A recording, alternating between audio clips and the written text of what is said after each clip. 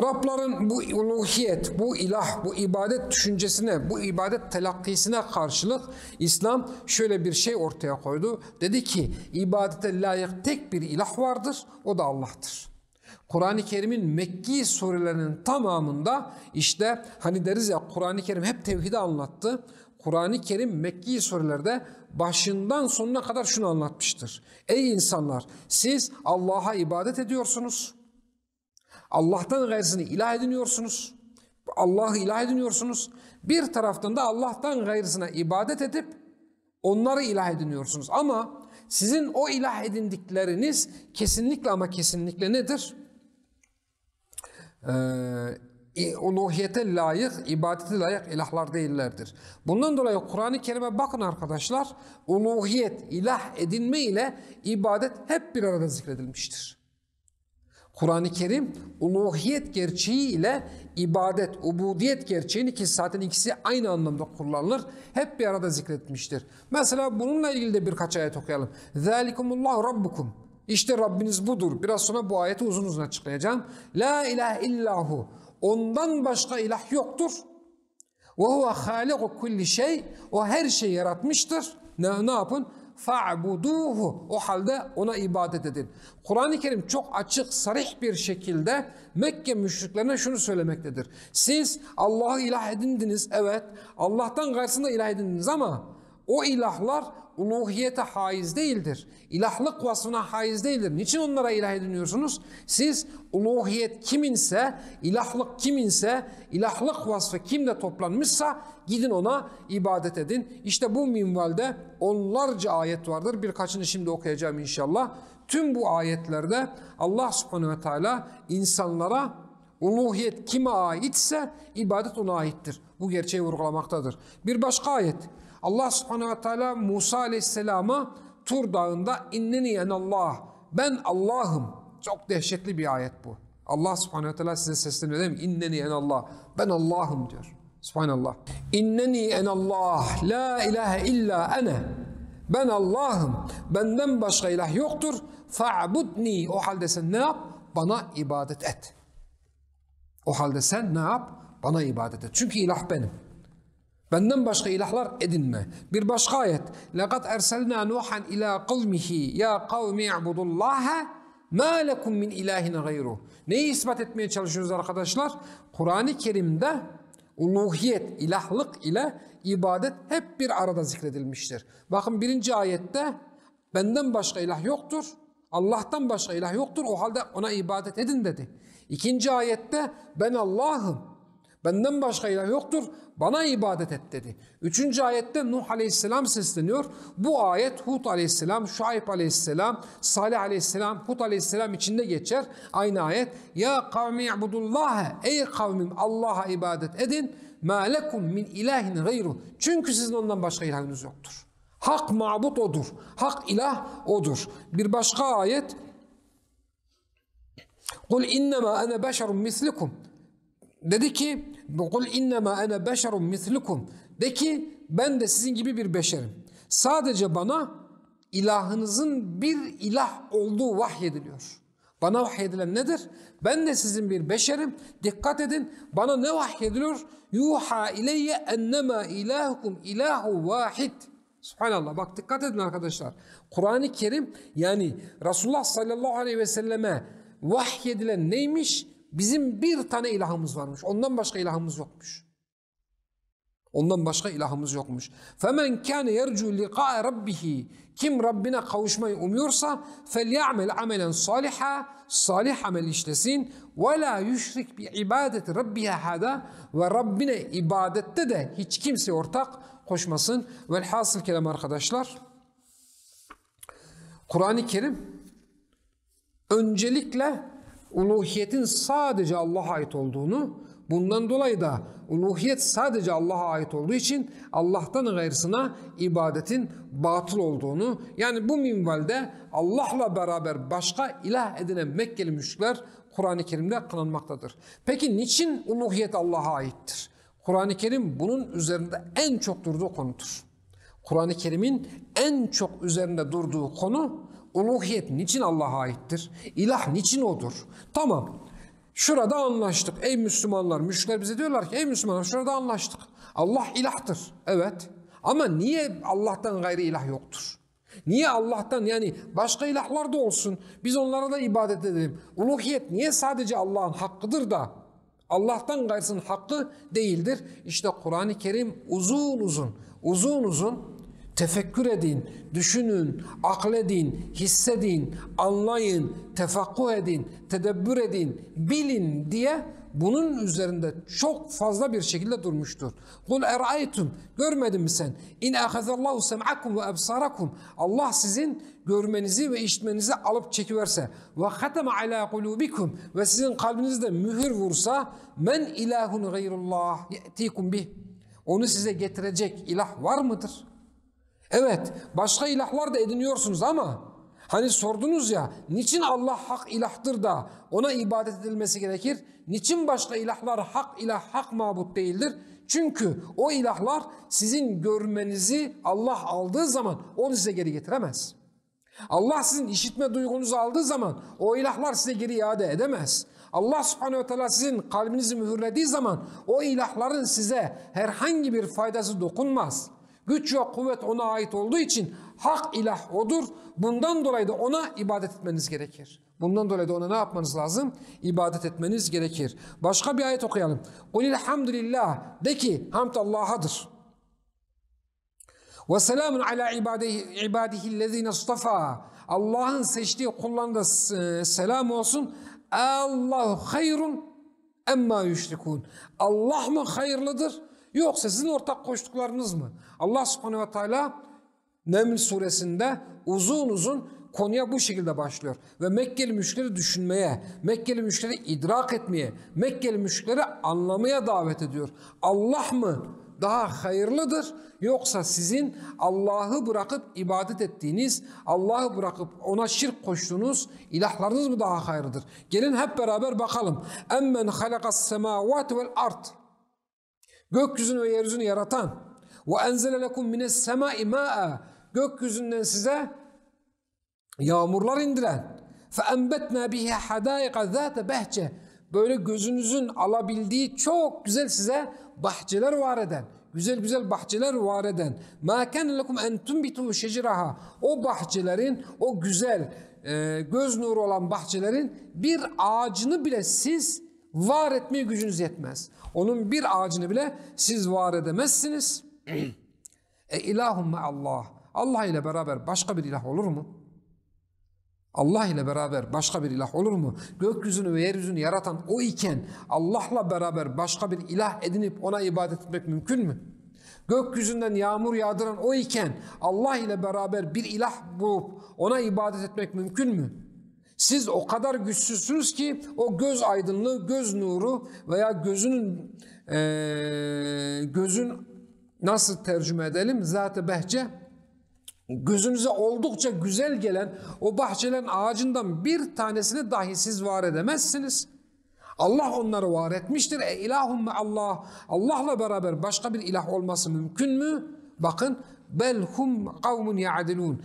Bilakis bu durum böyleyken siz Allah'la beraber başka ilah edinip onlara Allah'a ortak tutuyorsunuz. Gerçek bu şekilde apaçıkken, gerçek bu şekilde ortadayken siz Allah'ı bırakıp Allah'tan başka ilahlar ediniyorsunuz. Dikkat ediniz, Allah subhanehu ve teala uluhiyetini ispat ediyor. Allah subhanehu ve teala insanoğluna uluhiyetini ispat ediyor. Konunun dışına çıkalım. Ne kadar yüce bir Rabbimiz var değil mi? Ne kadar rahmet sahibi bir Rabbimiz var. Yani ben ilim ehliyim. Oturup size ilim ehli olduğumu ispat etmeye çalışıyorum ki benim ilim ehli olduğumu bilin de benden ders alın diye. Ne uğraşacağım? İsteyen alsın, isteyen almasın. Bu benim için böyle olmasına rağmen Allah subhanehu ve teala ben nasıl olsa alemlerin Rabbiyim, İsteyen ilah edinsin, isteyen ilah edinmesin demiyor. Allah subhanehu ve teala uzun uzun nankör, cahil insanoğluna kendi uluhiyetini ispat etmeye, kendi uluhiyetini anlatmaya çalışıyor. Subhanallah. Devam ediyoruz. Emmen cealel arda karara. Arzı sabit kıldı. وَجَعَلَ خِلَالَهَا اَنْحَارًا arasından nehirler geçirdi. وَجَعَلَ لَهَا رَوَاسِيَ onda sarsılmaz dağlar var etti. وَجَعَلَ بَيْنَ الْبَحْرَيْنِ حَاجِزًا iki deniz birbirine karışmasın diye engel koydu. İlahum ma'allah. Buna rağmen Allah mı hayırlıdır yoksa sizin ortak koştuğunuz ilahlar mı? Allah mı hayırlıdır sizin kendisinden yardım istediğiniz şeyhleriniz? Allah mı hayırlıdır sizin kendisinden istimdad ettiğiniz ilahlarınız mı daha hayırlıdır? Bel ekseruhum la ya'lemun. Siz onların çoğu bilmiyorlar. Onların çoğu bilmiyorlar. Devam ediyoruz. Emmen yucibul muddarra iza da'ahu. Yoksa Allah bir kimse zararda olan bir kimse dua ettiği zaman ona icabet eden ve ondan kötülüğü kaldıran, sizi yeryüzünün halifeleri kılan Allah mı hayırlıdır yoksa sizin ortak koştuğunuz ilahla Allah'a ortak koştuğunuz ilahlarınız mı? İlahum Allah. Allah'la beraber başka bir ilah mı var? Allah'la beraber başka bir Rab mı var? Allah'la beraber başka bir kanun koyucu mu var? Allah'la beraber başka bir yasa koyucu mu var? Allah'la beraber başka bir yardım eden mi var? Allah'la beraber senin elinden tutacak kim var? Devam ediyoruz. Diyor ki ma'allah qalilen ma tezekkerun. Çok az düşünüyorsunuz. Emmen yehdikum fi zulümatil berri vel bahr. Sizin ilahlarınız mı hayırlıdır yoksa karanın ve denizin karanlıklarında size hidayet eden? وَمَنْ يُرْسِلُ الرِّيَاحَ بُشْرًا بَيْنَ يَدَ rahmeti ve rahmetinin öncüleri olarak size ne yapan? Rüzgarlar gönderen ilahum Allah. Allah'la beraber başka bir ilah mı var? Tealallahu amma yüşrikun. Allah onların şirk koştuklarından münezzehtir. Allah subhanehu ve teala insanoğluna rahmetinin gereği uzun uzun kendi uluhiyetini izah ediyor. Kendi uluhiyetini beyan ediyor. Ve açıkça bütün insanlığı bakın böyle bir ilah var, böyle bir Allah var, böyle bir Rab var. Gelin ibadetlerinizi böyle bir ilaha tahsis edin. Ondan başka bir ilaha kesinlikle yönelmeyin. Aklınızı başınıza alın. Ondan başka ilahlar sizden önümüzdeki derslerde niçin Allah'tan gayrısına ibadet etmememiz gerektiğini de anlatacağız. Mesela İbrahim Aleyhisselam ne diyordu? Ya ebeti lime ta'budu ma la yesma. İşitmeyene niye ibadet ediyorsun? Duymayana niye ibadet ediyorsun? Sana bir zarar vermeyen, sana bir faydası dokunmayana niye ibadet ediyorsun? İbadet edeceksen göklerin ve yerin mülkü elinde olan, fayda ve zararı elinde bulunduran alemlerin Rabbi Allah'a ibadet et. Arkadaşlar işte bundan dolayı Allah subhanehu ve teala kendi uluhiyetini, ilahlığını ispat etmiş ve tüm insanoğluna şunu seslenmiştir. La ilahe illallah. İşte buraya kadar anlattıklarımızın tamamı La ilahe illallah'ın tefsiridir. La ilahe Allah'tan başka, La ilahe illallah Allah'tan gayrı uluhiyet sahibi bir ilahın olmadığı ve sadece ona ibadet edilmesini gerektiğini anlatan bir kelimedir. La ilahe illallah şu demektir. Allah'tan başka uluhiyete haiz bir ilah yoktur. O halde sadece Allah'a yönel. İbadet kasıtlı bütün davranışlarını hak mabut kimse ona yönelt. Gökyüzünden yağmur indirmeye güç sahibi kimse sen ona yönel. Bir sıkıntın, bir derdin, bir hastalığın olduğu zaman, bir sıkıntın, bir derdin, bir hastalığın olduğu zaman yöneleceğin tek bir ilah var. Gökyüzünden yağmur yağdırabilen, yeryüzünden bitki çıkartabilen, dağları var edebilen, onların arasından nehirler geçiren bir ilah olmalıdır. İşte la ilahe illallah budur. Allah subhanehu ve teala arkadaşlar kendi uluhiyetini bu şekilde bizlere ispat ettikten sonra وَاِذْ اَخَذْنَا مِيثَاقَ بَنِي İsrail لَا تَعْبُدُونَ illallah. Biz İsrail oğullarından kesin söz aldık. Allah'tan başkasına ibadet etmeyin diye emretmiştir. Allah'tan gayrısına ibadet etmememiz Allah'ın tüm insanoğlundan aldığı misaktır. Allah'tan gayrısına ibadet etmemek, sadece ibadette Allah'ı birlemek, sadece Allah'a ibadet etmek Allah subhanehu ve teala'nın insanoğlundan aldığı bir sözdür. La ta'budune illallah demek şu demek. La ta'budune, bütün ibadet edilenleri çıkartın, hiçbir şey kalmasın. İllallah, sadece ibadet edilenlerin içerisinden Allah'ı seçin, Allah'ı tayin edin, ibadeti ona yöneltin. Bu yine kasır ifadesi dediğimiz tamamen uluhiyete haiz olmayan bütün ilahların atılması, bunun yerine sadece Allah'a ibadet edilmesidir.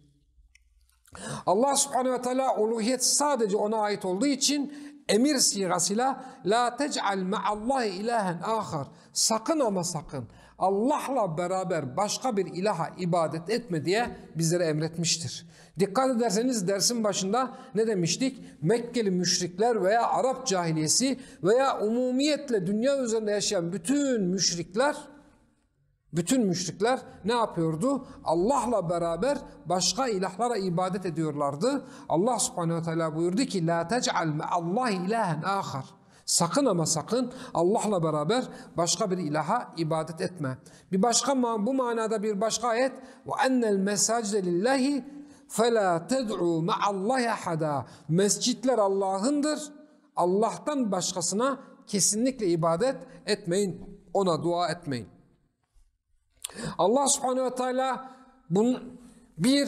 sadece ona ibadet etmemiz için bizden söz aldı. Arkasından bizi uyardı. Sakın Allah'tan başkasına ibadet etmeyin. Ve arkasından dedi ki وَمَنْ يَدْعُ مَا اللّٰهِ اِلٰهًا آخَرٍ لَا بُرْحَانَ لَهُ بِهِ. Kim Allah'tan gayrı, Allah'la beraber başka bir ilaha ibadet ederse onun elinde hiçbir burhanı, hiçbir delili yoktur dedi. Başka ne dedi Allah subhanehu ve teala?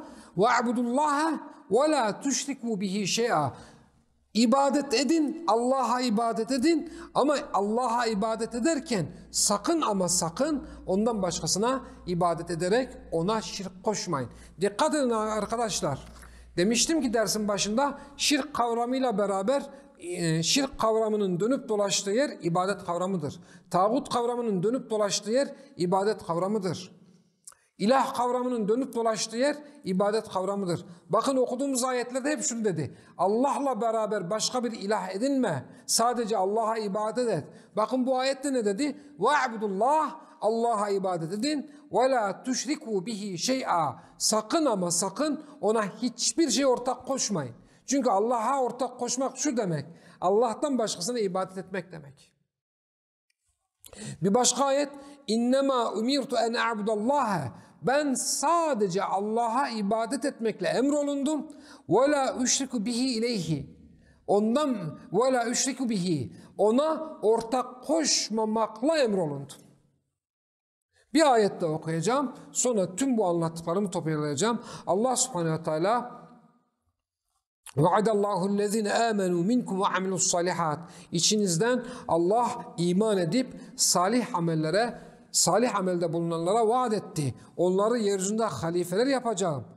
Onları kendilerinden öncekileri nasıl halife yaptıysam onlar da yeryüzünde halife yapacağım. Onlara yeryüzünde temkin vereceğim. Razı olduğum dini ne yapacağım? Onları razı olduğum din üzere sağlam kılacağım. Onların korkularını gidereceğim. Onlara emniyet vereceğim dedikten sonra onları şöyle tarif ediyor.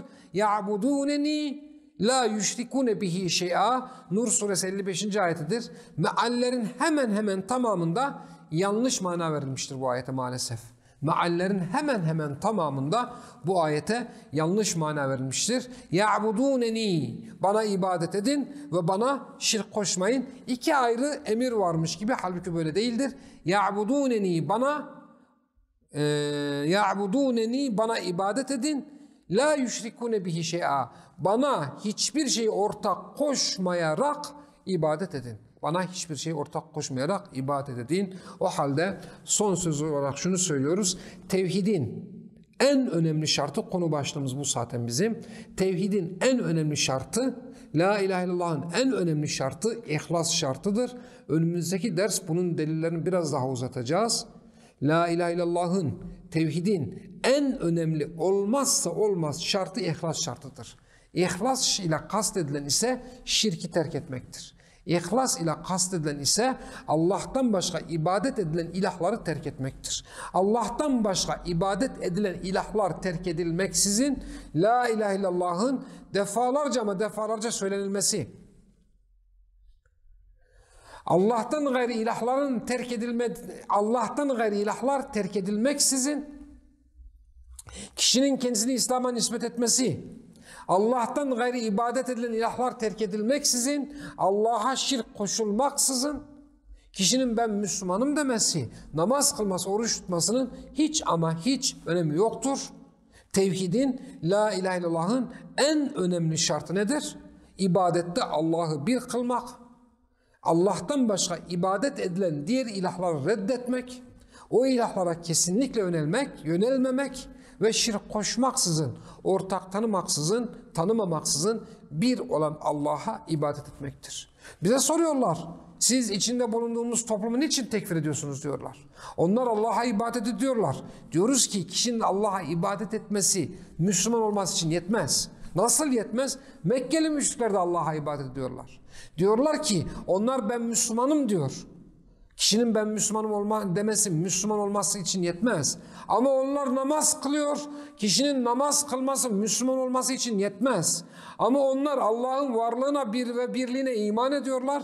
Kişinin Müslüman olması için Allah'ın varlığına ve birliğine iman etmesi yetmez. Ama onlar Allah'ı inkar etmiyorlar. Kişinin Müslüman olması için Allah'ı inkar etmemesi yetmez. Ama onlar zekat veriyorlar, hacca gidiyorlar, kurban kesiyorlar. Şunu yapıyorlar, bunu yapıyorlar. Bunların hiçbirisi kişinin Müslüman olması için yetmez. Peki hocam kişinin Müslüman olması için ne yapması lazım? Allah'tan gayri ilahlara ibadeti terk etmesi lazım. Kişinin Müslüman olması için Allah'a eş koştuğu dostlarını terk etmesi lazım. Kişinin Müslüman olabilmesi için demokrasi putunu reddetmesi lazım. Kişinin Müslüman olabilmesi için her 3-5 yılda bir gidip Allah'tan gayrısına ibadet etmeyi, Allah'a şirk koşmayı terk etmesi lazım. Kişinin Müslüman olabilmesi için müşrik putperest sofilerin yaptığı gibi Allah'tan gayrısına dua etmeyi, Allah'tan gayrısından istemeyi, Allah'tan gayrısından istimdatta bulunmayı terk etmesi lazım. Bu olmadığı sürece ilk dersteki örneği düşünün. Peynir almaya gitmişti ya bizim eleman. İlk dersteki örneği düşünün. Bu olmadığı sürece bunun dışında bütün fiilleri yapması kişinin Müslüman olması için yeterli değildir. Cennet ve kurtuluş sadece Allah'tan gayrısına ibadeti terk etmeyi, uluhiyette Allah'ı birlemeyi, şirksiz bir şekilde tevhidi ikame etmeyi gerekli kılar. Kim ki tevhidi bu şekilde ikame ederse o kimse Müslüman olur diyoruz. Velhamdülillahi Rabbil Alemin.